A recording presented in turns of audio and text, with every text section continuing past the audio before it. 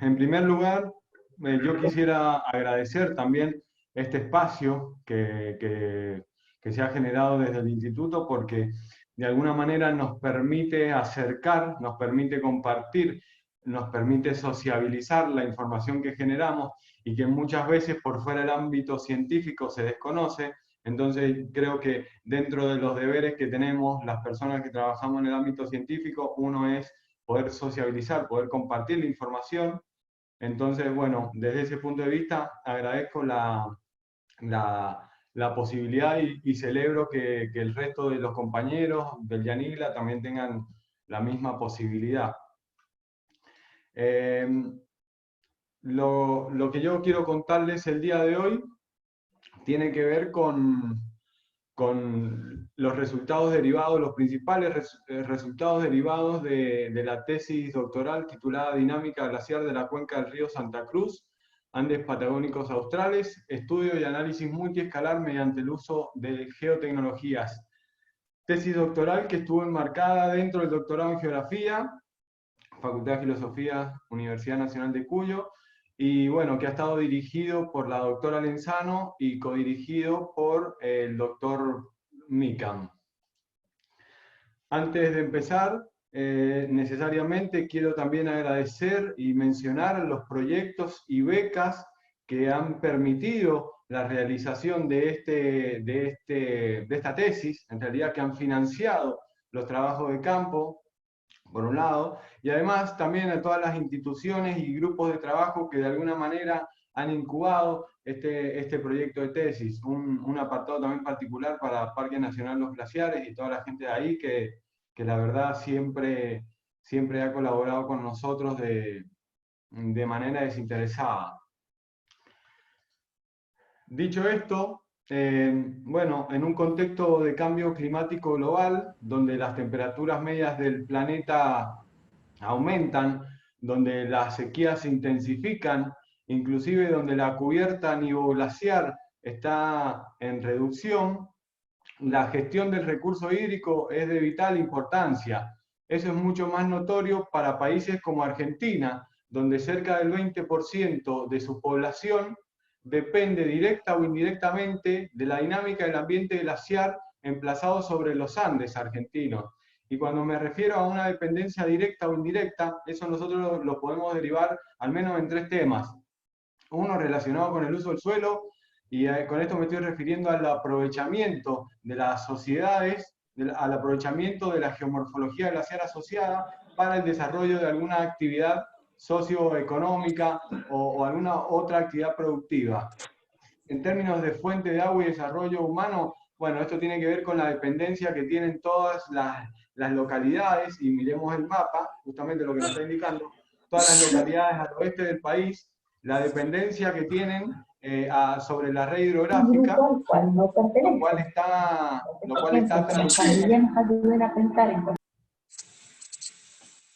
lo cual está traducido justamente en una accesibilidad al agua para el consumo humano y una accesibilidad al agua para el desarrollo de actividades industriales y agroindustriales, por ejemplo. Y en el tema de amenaza natural, bueno, un ejemplo concreto que podemos poner es el desastre ocurrido en 1934, luego de la ruptura del dique de hielo, de la represa de hielo generado por el glaciar grande del Nevado del Plomo, en la provincia de Mendoza, que generó más de 50 muertos. Entonces, en ese contexto, es que el día de hoy yo les quiero presentar el caso de la cuenca del río Santa Cruz, en el extremo austral de la República Argentina. Para llevar adelante esta presentación vamos a seguir el mapa de la tesis, donde en un primer punto vamos a justificar el porqué de estudiar los glaciares de la cuenca del río Santa Cruz. En un segundo término vamos a hablar un poco sobre las causas que dinamizan o modulan de alguna manera la cubierta glaciar. En un tercer aspecto o tercer punto vamos a hablar sobre diferentes variables que pueden llegar a definir la dinámica glaciar. En un cuarto punto vamos a arribar a un concepto que cada vez crece más, y es el concepto de glaciares y sociedad, justamente donde vamos a ver el porqué de estudiar la dinámica glaciar, cuál es el interés de estudiar la dinámica glaciar, y finalmente en el punto 5 vamos a arribar a las conclusiones más importantes de este trabajo. Partiendo, ¿no?, entonces por la justificación de este estudio, de acuerdo a los resultados recientes del Inventario Nacional de Glaciares, cerca del 50% de la cubierta glaciar emplazada sobre los Andes argentinos está dentro de la cuenca del río Santa Cruz. Esa dinámica glaciar, ese dinamismo glaciar, da por resultado la formación de dos lagos proglaciares, conocidos como lago Viedma y lago Argentino, los cuales ese sistema hidrográfico da nacimiento a lo que conocemos como río Santa Cruz.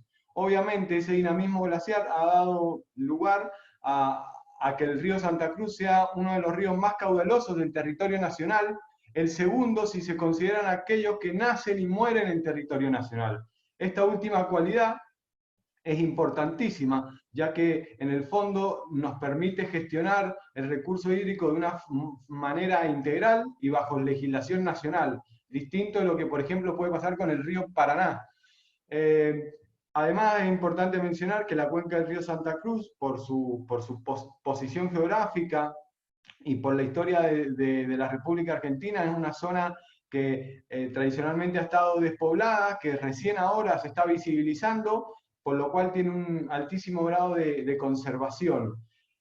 Lo que le dije anteriormente convierten a esta zona en una reserva genuina de agua y un objeto de estudio innegable.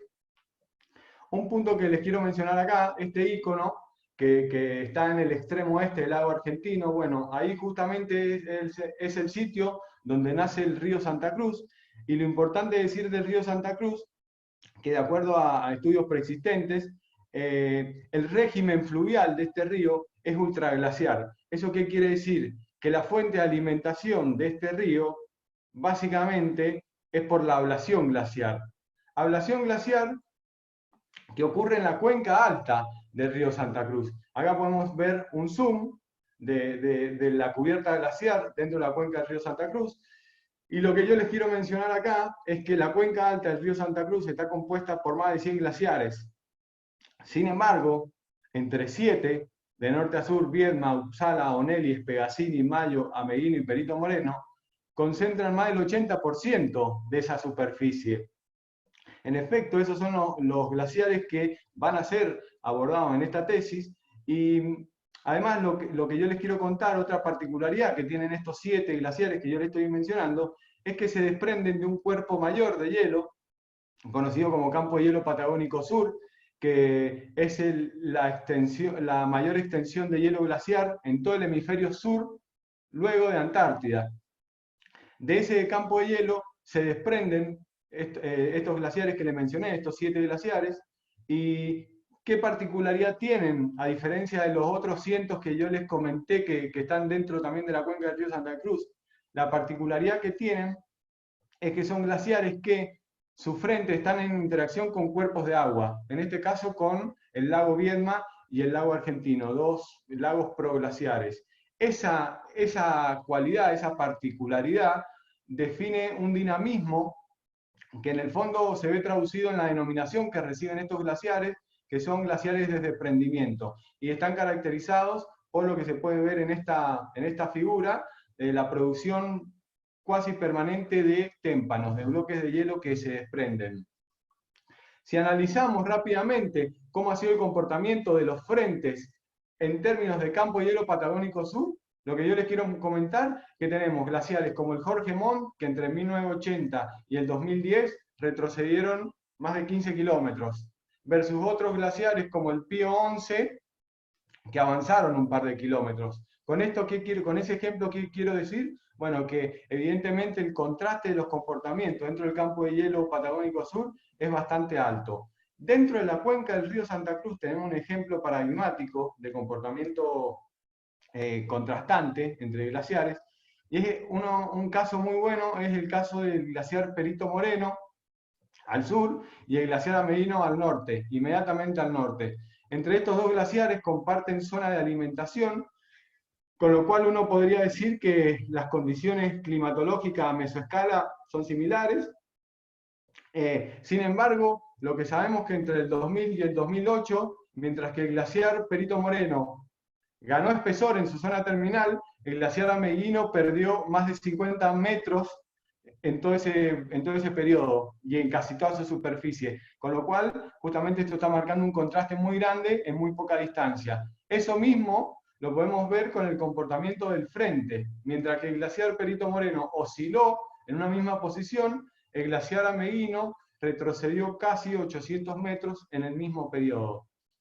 Esta situación, este comportamiento tan dispar, tan heterogéneo, nos hizo pensar de que naturalmente había un conjunto de variables, de variables disparadoras de la dinámica glaciar, que por ahí van un poco más allá de alguna manera el punto de vista tradicional de querer relacionar la dinámica glaciar con la climatología, y donde en esta zona esos análisis tampoco coinciden mucho, tampoco pegan mucho, ¿verdad? Entonces, en esa visión y desde un punto de vista geográfico, propusimos de alguna manera 7 variables distintas, distintas con un grado de influencia y de acción a distinta escala espacio-temporal. Entonces propusimos variables que actúan a escala regional y variables que actúan a escala local.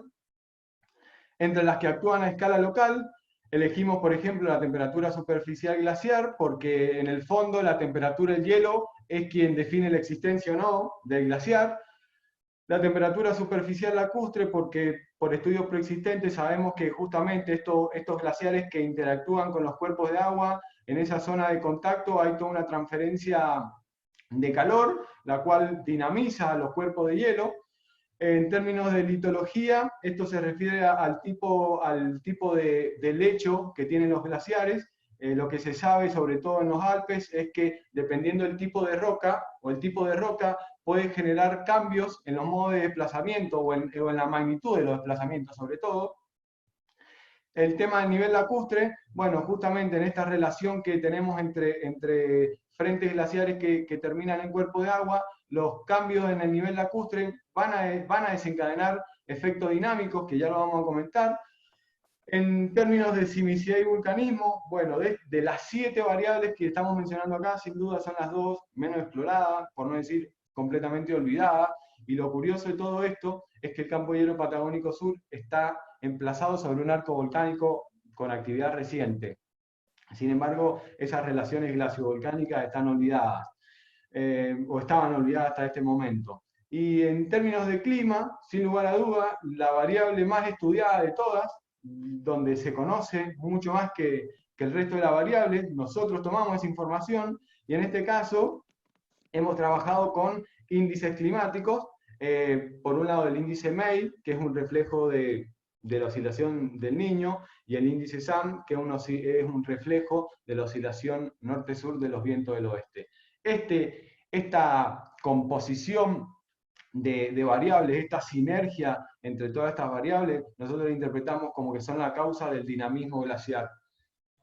Dinamismo glaciar que en esta tesis fue abordada por 3 aspectos, por tres aspectos dinámicos distintos. La fluctuación frontal a largo plazo, velocidades superficiales intraanuales y eventos de fusión supraglaciar en distintas escalas temporales. Intraanual, para ver la variabilidad intraanual, y también para ver el comportamiento interanual. Entonces, ¿qué quiero decirles con todo esto? Que si tomamos la causa y tomamos el dinamismo glaciar, lo que nosotros vemos y lo que vemos en la realidad es un sistema ambiental en donde es muy difícil, o por no decir imposible, disociar las partes, y donde en el fondo lo que entendemos es que el todo es más que las sumas de las partes. Entonces necesariamente tenemos que tener una visión sistémica. En ese sentido, desde la escuela de la geografía sistémica es que entendemos este problema. Entonces, en esta tesis buscamos insertarnos en esa zona de intersección entre lo que tiene que ver con las causas que dinamizan la cubierta glaciar, la dinámica glaciar, y cómo ese dinamismo también termina afectando en la dinámica social, las implicancias sociales que también terminan teniendo. Todo esto abordado desde las geotecnologías. Entonces, en este punto, es que nosotros nos metemos en la hipótesis de este trabajo, la cual dice que de alguna manera los glaciares de la cuenca del río Santa Cruz y su dinamismo es un resultado de la interacción de factores que actúan a distinta escala espacio-temporal, y en el fondo esa dinámica ha definido los modos y patrones de ocupación y aprovechamiento del territorio por parte de las localidades del Calafate y el Chaltén, las cuales son las más importantes de toda la cuenca del río Santa Cruz. Por supuesto que esto está sustentado en objetivos generales y objetivos específicos que pueden ser detallados en la tesis. Y así, respecto de las causas, lo que yo quiero comentarle en esta diapositiva únicamente son los datos y los análisis que hicimos para cada una de las causas. ¿Por qué? Porque el efecto de estas variables sobre la dinámica glacial la vamos a ver en el siguiente punto, en el punto 3. Acá lo que yo les quiero comentar es que básicamente las fuentes de información para este trabajo han sido bibliografía preexistente, sin lugar a dudas, sobre todo lo que tiene que ver con los registros sísmicos y volcánicos, con todo el registro histórico, series temporales y espacios temporales. Acá, bueno, estamos hablando de catálogos sísmicos, catálogos volcánicos, las series estas climáticas que le hablé, las series del nivel lacustre, etcétera. Imágenes satelitales a cantidades, que ya vamos a hablar un poquito de eso. Y en términos entonces de análisis, lo que propusimos fueron, bueno, con toda esta información que vamos a decir en todos los casos es información georreferenciada de alguna manera que podemos traducir en un mapa. Bueno, la producción cartográfica ha sido muy importante, es uno de los productos más importantes de este trabajo. Además, hemos podido reconstruir series temporales y espacios temporales. A esas series la hemos tratado con análisis de anomalías desestacionalizadas, y también hemos analizado la tendencia de estas variables en el tiempo, en el caso que se ha podido, ¿verdad? Ya así, yendo a la parte de dinámica glaciar, lo que le quiero contar, y empezando sí por lo que tiene que ver con la fusión supraglacial, ya vamos a ver por qué este orden es un orden lógico. Lo primero que yo les quiero contar son algunos fundamentos que tenemos que tener en cuenta para entender esto que quiero conversarles, y fundamentalmente saber que la fusión de un cristal de hielo ocurre naturalmente cuando este cambia su estado de agregación de sólido a líquido. Ese punto de fusión varía con la presión. Y esto es muy importante porque lo que me está diciendo esto es que a mayor presión a la que está sometido ese cristal de hielo, el punto de fusión baja. ¿Qué quiero decir? Que al interior de un glaciar yo podría tener que un cristal de hielo me está fusionando a menos 2 grados Celsius y no a 0 grados como podría ser en superficie. ¿Esto qué me está indicando? De que la fusión puede ser supraglaciar, es decir, en la superficie, puede ser englaciar, es decir, en el interior del cuerpo de hielo, o puede ser subglaciar, es decir, en la fase entre la base del glaciar, la base del hielo glaciar y el lecho glaciar. Esta, a pesar de que estas son las fuentes de escorrentías principales, también tenemos que tener en cuenta que hay otras fuentes de escorrentía que podrían dinamizar el cuerpo glaciar, que fundamentalmente está asociada con precipitaciones líquidas. ¿Qué tiene que ver esto de la fusión supraglaciar en la dinámica? Bueno, es bastante interesante. En glaciares templados y politermales, como son los del campo de hielo patagónico sur y en general lo de la cuenca del río Santa Cruz, y cuando me refiero a templados y politermales me estoy refiriendo a la estructura térmica de los glaciares.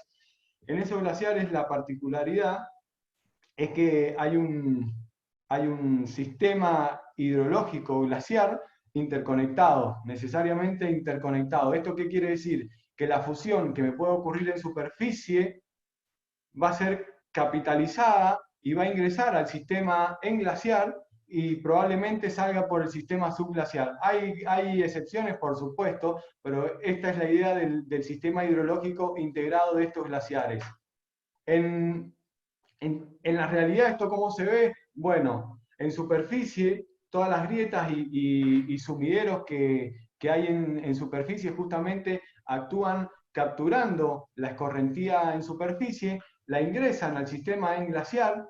Ustedes lo que están viendo acá son cortes transversales del hielo del glaciar Uppsala y del glaciar Viedma, y todas estas cavidades justamente son los conductos a través de los cuales se conduce la escorrentía, y esta última imagen lo que está mostrando es esa conexión entonces entre el sistema englaciar y subglacial, para justamente mostrarle que en Patagonia, y en el caso de los glaciares que estamos estudiando nosotros, el esquema de la hidrología glaciar es ese que les comenté anteriormente. Esto tiene implicancias dinámicas directas. ¿Por qué? En un glaciar frío, donde no existe nada de esto que estamos hablando, la presión neta efectiva es equivalente a la presión que ejerce la columna de hielo sobre su lecho. A mayor presión neta efectiva, la fricción basal será mayor, por lo tanto el estímulo a los desplazamientos será menor.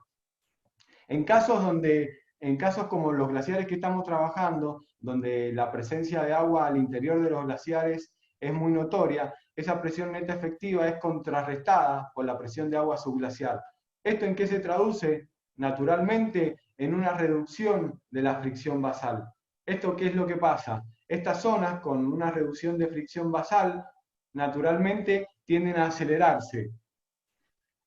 El hielo arriba de esta situación, donde la influencia de la presión de agua subglaciar no es tan importante o incluso nula, el flujo permanece a la velocidad original, con lo cual entre el flujo lento y el flujo rápido hay un campo diferencial de velocidades que en el fondo lo que estimula es un estiramiento del flujo de hielo y por lo tanto un adelgazamiento. En ese proceso el flujo de hielo se fractura, entonces por lo tanto se estimulan los desprendimientos conocidos como témpanos. Otro aspecto importante de los eventos de fusión respecto de las implicancias dinámicas tiene que ver con el espesor de flotación crítica. ¿Y esto qué es? Bueno, los glaciares de desprendimiento, es decir, esos glaciares que en el fondo están en interacción con cuerpos de agua, dependiendo del espesor de la columna de agua en ese punto donde está el glaciar, bueno, el glaciar deberá tener un espesor mínimo en ese punto, caso contrario empezará a flotar.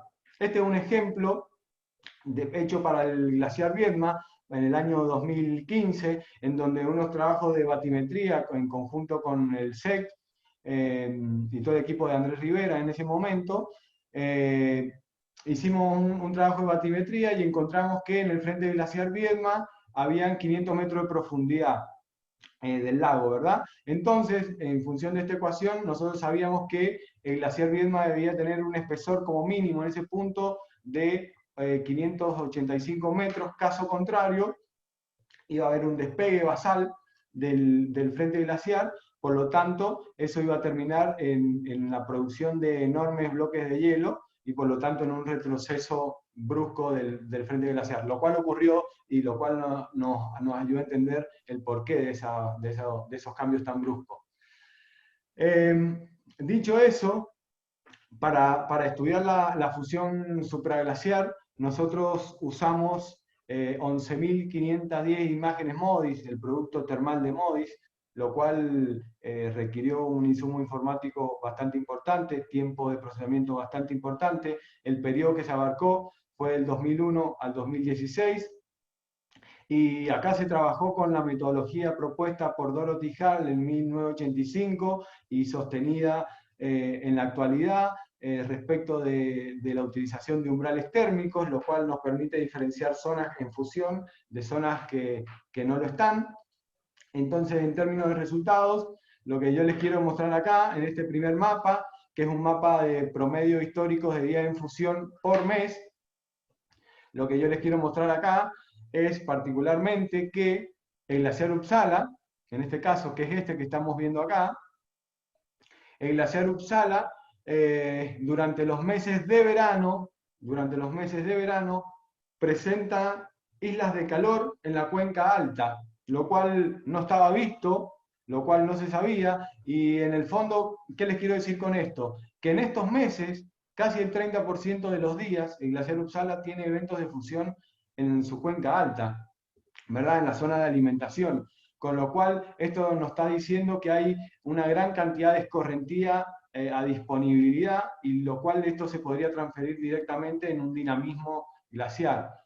Otro aspecto importante a marcar es el caso del Perito Moreno, que de todos los glaciares analizados es el glaciar que mayor cantidad de días en fusión a lo largo de un año tiene. El año 2016 fue el récord del glaciar Perito Moreno, que acumuló 109 días en fusión en la zona terminal. Algo relacionado ya a la evolución temporal de los eventos de fusión, este gráfico muestra en línea negra el campo de hielo patagónico sur, la superficie glaciar del campo de hielo patagónico sur, y en línea gris la superficie glaciar de la cuenca del río Santa Cruz. El eje de la Y izquierdo, que es lo que me muestra la proporción mensual de esa superficie que está en fusión.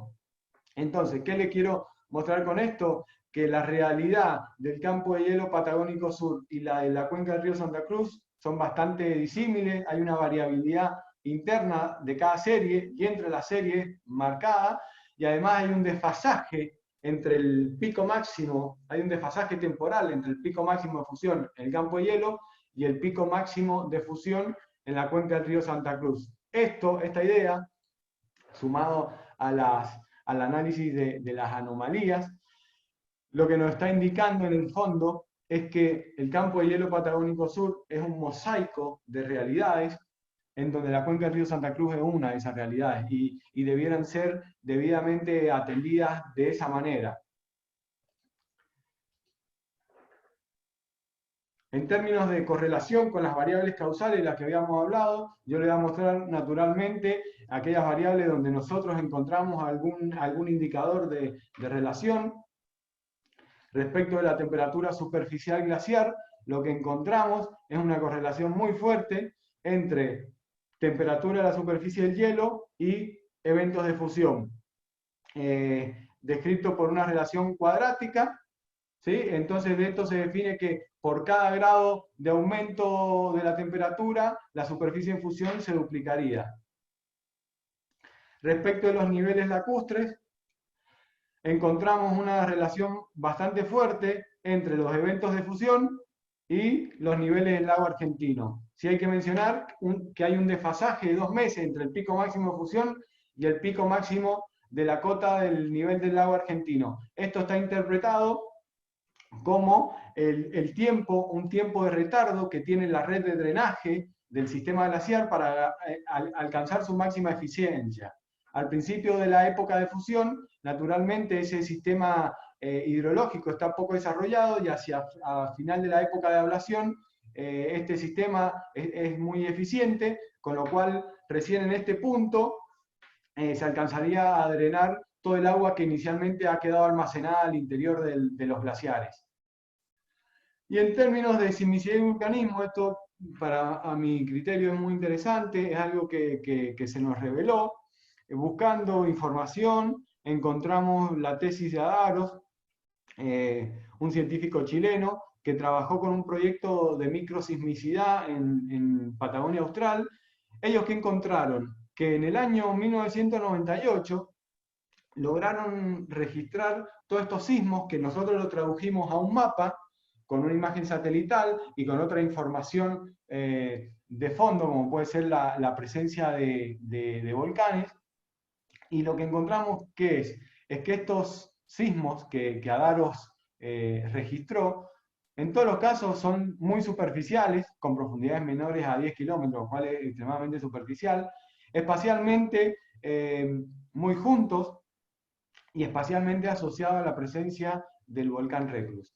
Con lo cual, con esto, a nosotros se nos prendió de alguna manera la alerta y queremos exponer justamente esta situación. Hay que prestar mayor atención a la relación glaciovolcánica en esta zona, es algo en lo que estamos trabajando, pero es algo en lo que hay que seguir profundizando. Ya entonces, yéndonos al segundo aspecto de la fluctuación de la dinámica glaciar, tiene que ver con la fluctuación frontal. En términos de fundamento, yo lo único que quiero mencionarles es que en estos glaciares de desprendimiento, los ciclos de avance y retroceso tienden a ser asimétricos. ¿A qué me refiero? Es que tienen periodos con un avance paulatino del frente glaciar, seguidos por otros periodos de brusco retroceso. El tema de la hidrología glaciar es lo que le comenté recién, y aplica directamente, ya vamos a ver por qué. En términos de datos y análisis, usamos 26 imágenes Landsat entre 1985 y 2017. Esto nos permitió reconstruir la fluctuación frontal a largo plazo, como se conoce, es una fluctuación histórica. En términos de resultados, ¿qué podemos decir? Bueno, que el área enlazada que hemos monitoreado perdió 128 kilómetros en ese periodo, lo cual representa el 4% de la superficie inicial. Y para cuando fue no, bueno, esta semana que al negro se le rompió el auto. Lo deja tirado, qué sé yo, bueno, se lleva mi auto el martes. O el lunes fue feriado y Claudio el otro aspecto que les quiero comentar no tengo miedo. Está relacionado con la síntesis histórica. Ay, Sara, le digo, bueno, menos mal. ¿Verdad? A ver, un momento, disculpen. Si usted se contagia, yo sé que usted no me va a meter la culpa a mí porque Dios hizo que usted se contagie. Digo, porque yo estoy tomando todos los cuidados para que usted no se contagie. Porque usted se va a morir, yo no me voy a morir. Pero usted sí, porque ya es grande. No sé si por favor pueden apagar el audio, el micrófono. Sí, porque digo, bruta y medio, ¿no? ¿Ya? Y me dice, y si nos toca morir, nos tendremos que morir. ¿Me entendés? Por favor, aquellos que tengan el audio abierto, cerrarlo, por favor. Bueno, eso, Nancy, yo te iba a escribir, pero... Bueno, ahora sí, gracias. Lo que yo le estaba comentando entonces respecto de la fluctuación glaciar, en estos casos, es que ya estábamos yendo en términos de síntesis histórica. Acá lo importante a mencionar es que el comportamiento de la fluctuación glacial ha sido completamente heterogénea, con casos como el glaciar Uppsala, que ha retrocedido más de 8 kilómetros, al mismo tiempo que el glaciar Perito Moreno tuvo un saldo positivo de 100 metros. Entre esos extremos hay casos como el glaciar Spegazzini, que vamos a decir que tuvo un retroceso virtual, porque en ese intervalo de tiempo, 29 metros, es realmente un retroceso virtual, ya lo vamos a ver expresado en imágenes satelitales. En términos de síntesis por periodo, bueno, en función de las imágenes satelitales que nosotros teníamos disponibles, buscamos generar intervalos lo más cercano a 5 años. En función de las imágenes que teníamos, pudimos lograr este intervalo 2011 a 2017 de 6 años, 2015 a 2011 6 años, 2005 5 años, y acá teníamos esta situación de que teníamos un intervalo sin imágenes. Por suerte, este intervalo nos reveló muchas cosas, y es lo que yo les quiero contar, y es que el glaciar Viedma fue el único de los estudiados, que retrocedió más en 6 años, es decir, del 2011 al 2017, que en todo este periodo, que en 15 años. Con lo cual, lo que quiero decir, y me apoya la siguiente imagen que viene, es que el comportamiento de los frentes de los glaciares de la cuenca del río Santa Cruz a lo largo del tiempo muestra fuertes cambios, donde un glaciar puede estar de repente en un proceso de retracción paulatina y de un momento para el otro cambia esa tendencia. Lo mismo en el sentido contrario, ¿verdad? Esto espacialmente, ¿cómo se ve? Bueno, acá una imagen satelital del glaciar Uppsala con algunos de los frentes en distintos momentos del periodo de estudio. Miren el Spegazzini. Fíjense, de 1985 al 2015 la posición es prácticamente la misma. A eso me refiero con un retroceso virtual. Por la escala de estos glaciares, puedo decir que es un retroceso virtual. Y quizás tenemos casos como el del Perito Moreno, ¿sí? Donde también ha oscilado en una misma posición, y lo cual, lo que quiero mostrar con esto es justamente esta heterogeneidad de comportamientos al interior de la cuenca del río Santa Cruz. Ya sí, en lo que tiene que ver con los aspectos de correlación, lo que les quiero mencionar es que en términos de litología encontramos algo bastante interesante, muy interesante a mi criterio. Nosotros en este trabajo, en el marco de esta tesis, logramos reconstruir, logramos hacer un mapa de tipos de roca en superficie, de rocas aflorando en superficie, en la subcuenca del glaciar Uppsala. ¿Qué es lo que nosotros encontramos? Si superponemos espacialmente nuestro mapa de litologías y la posición del flujo de hielo que transcurría por lo que es actualmente el brazo norte del lago argentino en distintos momentos de la prehistoria, vamos a decir, como puede ser la gran glaciación patagónica hace 1,5 millones de años, o inclusive el tardiglaciar hace 15.000 años, lo que vemos es que el flujo de hielo cambiaba recién su dirección una vez superaba las rocas duras del complejo El Quemado. Con lo cual, de alguna manera, esto está mostrando en la escala espacial también en la que está actuando esta variable, y que en el fondo deberíamos empezar a focalizar un poco más también en estas cosas, porque estamos viendo que de repente el dinamismo glaciar es un conjunto, es un cúmulo de situaciones que están actuando en un momento determinado. En términos del nivel lacustre, encontramos una relación muy fuerte entre la tasa de fluctuación frontal de los glaciares Uppsala y Perito Moreno y la anomalía del nivel lacustre. ¿Qué es lo que encontramos especialmente? Es que cambios en el orden de los centímetros en el nivel lacustre del lago argentino pueden disparar eventos masivos de desprendimiento en el glaciar Uppsala. Y como también anomalías negativas del nivel lacustre pueden estimular también avances en el caso del Perito Moreno. En términos del clima, bueno, acá encontramos la única asociación que logramos encontrar fue entre el índice SAM, que habíamos dicho que representa la oscilación norte-sur de los vientos del oeste, y las fluctuaciones del Perito Moreno. ¿Qué quiere decir esto? Cuando el índice SAM es negativo, lo que está reflejando es un desplazamiento hacia el norte, hacia las latitudes del campo de hielo patagónico sur, de los vientos del oeste, lo cual técnicamente traería aparejada mayor cantidad de precipitaciones sólidas, por lo tanto mayor alimentación para el glaciar, por lo tanto podría estimular un avance del glaciar. Esto como un regalo también de cuando uno empieza a atar bibliografía preexistente con los datos de uno.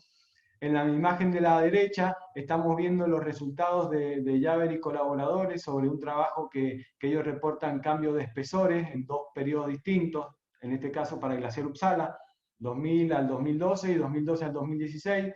En la primera podemos ver cómo en la zona terminal del glaciar la pérdida de espesor alcanza prácticamente los 18 metros por año, situación que empieza a revertirse de una manera bastante marcada para el periodo siguiente. Esto mismo que estamos viendo acá, nosotros lo vemos en nuestro gráfico de fluctuación frontal. Periodo 2000 al 2012, con un incremento de ese retroceso, y a partir de ese momento un cambio de pendiente, lo cual nos está indicando de alguna manera que todos estos procesos están relacionados, son las dos caras de una misma moneda, podríamos decir. Ya sí, entonces pasando al último aspecto de la dinámica glaciar que hemos trabajado en esta tesis, sobre los fundamentos, ¿qué es lo que quiero aclarar? Que los glaciares templados y politermales, como con los que estamos trabajando, tienen básicamente 2 modalidades de desplazamiento. Una de esas son los desplazamientos por deformación, en donde básicamente los desplazamientos de deformación están controlados por el espesor del hielo, la temperatura del hielo, lo que define en el fondo la viscosidad del material, y la pendiente del terreno. En el caso de los desplazamientos basales, Estos están definidos básicamente por esa fricción basal que yo les comentaba anteriormente, en donde entonces la escorrentía y todos los eventos de fusión tienen un control esencial desde el punto de vista de que favorecen la reducción de la presión neta efectiva, por lo tanto se estimulan los desplazamientos basales. Lo que hablábamos en hidrología glacial cuando vimos el tema de las fusiones. En tema de datos y análisis, bueno, acá usamos 38 imágenes Sentinel-1A, son imágenes radar, las cuales fueron procesadas en pares. Este estudio buscó focalizar en la variabilidad intraanual de las velocidades, algo que tampoco estaba explorado, durante el periodo 2015 al 2017, a razón de una imagen por mes. ¿Qué es lo que encontramos? Bueno, varias cosas.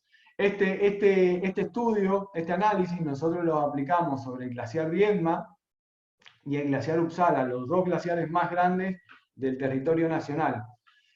¿Qué es lo que encontramos? ¿Y qué es lo que hicimos fundamentalmente? Bueno, planteamos distintas zonas de testeo a distintas fajas altitudinales. ¿Está bien? Entonces, partiendo para el caso del Uppsala, la hemos denominado como U1 a la zona de testeo más baja y U4 a la más alta, con todos sus intermedios. Lo mismo para el glaciar Viedma. ¿Qué es lo que quiero mostrarle con esto? ¿Qué es lo que quiero mostrarle con esto? Bueno, fíjense. Por un lado, que a medida que voy ascendiendo topográficamente, la amplitud de las velocidades disminuye. Eso por un lado, eso pasa en ambos glaciares, un poco más marcado en el glaciar. Esta columna es Uppsala, esta columna es Viedma. Uppsala 1, Uppsala 4, ¿verdad? Por un lado, esa atenuación de la amplitud de las velocidades a mayor altura. Por otro lado, algo importante a marcar es la fuerte variabilidad intraanual de las velocidades en ambos glaciares, lo cual, como dije recién, no estaba dicho. Inclusive hay algunas publicaciones que mencionan de que no habría razón de por qué esperar una variabilidad intraanual de las velocidades. Bueno, esa variabilidad existe. Otro punto muy importante, y el más llamativo de todo esto, es que tanto el glaciar Uppsala como el glaciar Viedma presentan algunos de sus máximos, lo presentan en los meses de junio, mayo, junio, julio, lo cual, de alguna manera está por fuera de lo que nos podría decir el libro, el modelito ideal de glaciares. Sin embargo, nosotros le encontramos una explicación lógica, y que lo hemos visto en otros glaciares también de Argentina, por la bibliografía que existe, es que en estos casos, y fundamentalmente estas máximas están en la zona media y baja de ambos glaciares, justamente con todo este contexto de cambio climático. Hay zonas en donde antes precipitaba de forma sólida y ahora precipita de forma líquida. Había una reconversión del estilo de la precipitación, con lo cual nosotros asumimos que estos eventos espasmódicos de aceleramiento, tanto en el glaciar Uppsala como en el glaciar Viedma, en el mismo momento, nosotros lo podemos interpretar o sugerimos de alguna manera la presencia de precipitación líquida que nos estarían acelerando entonces a estos dos glaciares. Es algo en lo que estamos trabajando justamente para poder dilucidar esta señal. Espacialmente, ¿cómo se ve un ciclo anual de las velocidades? Bueno, este es el caso del glaciar Uppsala, donde fíjense la máxima velocidad, este foco de máxima velocidad se posa casi siempre en la zona terminal del glaciar. Esto relacionado con lo que venimos hablando, que ya vamos a ver un poquito más sobre eso, y el efecto de tiro también que está ejerciendo esta zona de máxima velocidad sobre zonas de menor velocidad. En términos de correlación, lo que quiero contarles es que esto también es bastante interesante. Si vemos de 1 a U4 vamos ascendiendo topográficamente, y ¿qué es lo que vemos acá? Que la correlación empieza a mejorar considerablemente mientras más ascendemos topográficamente. ¿Esto a qué nos lleva la idea? Nosotros habíamos dicho que los desplazamientos por deformación están directamente relacionados con la temperatura del hielo. Bueno, entonces nosotros lo que asumimos es que la zona alta del glaciar, que está por fuera de la influencia de lo que tiene que ver el sistema lacustre y la influencia sobre el frente glaciar, bueno, la zona alta podrían estar dominando los desplazamientos por deformación, mientras que en las zonas bajas sería lo opuesto, ¿no? Estarían dominando los desplazamientos basales. A modo de ejemplo, según la tesis doctoral de Stoeffer de 1999, él encontró que el glaciar Perito Moreno, en la zona terminal del glaciar Perito Moreno, los desplazamientos basales podrían estar concentrando más del 90% del desplazamiento total. Con lo cual, digo, esto que nosotros estamos presentando acá va también en ese sentido. Un aspecto también para atar entre nuestros resultados y los resultados que ya existen, traigo de vuelta acá el mapa de Javer y colaboradores 2018 con los cambios de espesor. Fijémonos que espacialmente, geográficamente, están posicionados en la zona terminal del glaciar, zona que se corresponde exactamente con las zonas de mayor velocidad que nosotros hemos detectado. Esto entonces explica el gráfico que vimos al principio de esta parte, en donde entendemos entonces que esos campos diferenciales de velocidad entre el frente y la zona hielo arriba, naturalmente genera un estiramiento y un adelgazamiento del glaciar en la zona terminal, que lo podemos ver en esta imagen. Dicho esto, ya hemos hablado sobre la dinámica glacial, las causas, y el tema es, bueno, ¿por qué estudiamos los glaciares? ¿Por qué nos interesa la dinámica glacial? Bueno, todo esto que hemos estado hablando tiene implicancias sociales directas y que son importantes que las veamos porque en el fondo, desde el punto de vista de la geografía, es la razón por la cual estudiamos los glaciares, porque naturalmente tiene una implicancia social directa. ¿Y a qué me estoy refiriendo? Bueno, si retomamos los tres ejes que les mencioné al principio, históricamente, toda la geomorfología asociada a la dinámica prehistórica e histórica de esta cubierta glaciar favoreció a la actividad agropastoril que dominó toda esta zona hasta, le diría, mediados de la década de los 70. En ese momento, la población al interior de esta cuenca no superaba los 2.000 habitantes, e incluso hay relatos en donde justamente esta era una zona bastante deprimida que expulsaba población.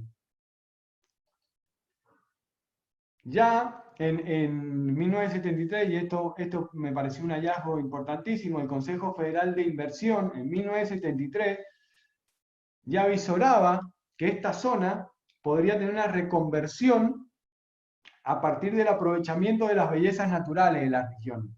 Bueno, fue a partir de ahí que el turismo glaciar, de esa manera nosotros lo hemos conceptualizado, el turismo glaciar, porque si quienes conocen el Calafate y el Chaltén, sabemos que el glaciar Perito Moreno, el glaciar Viedma, el glaciar Uppsala está por todos lados, es lo que se consume, es lo que se vende.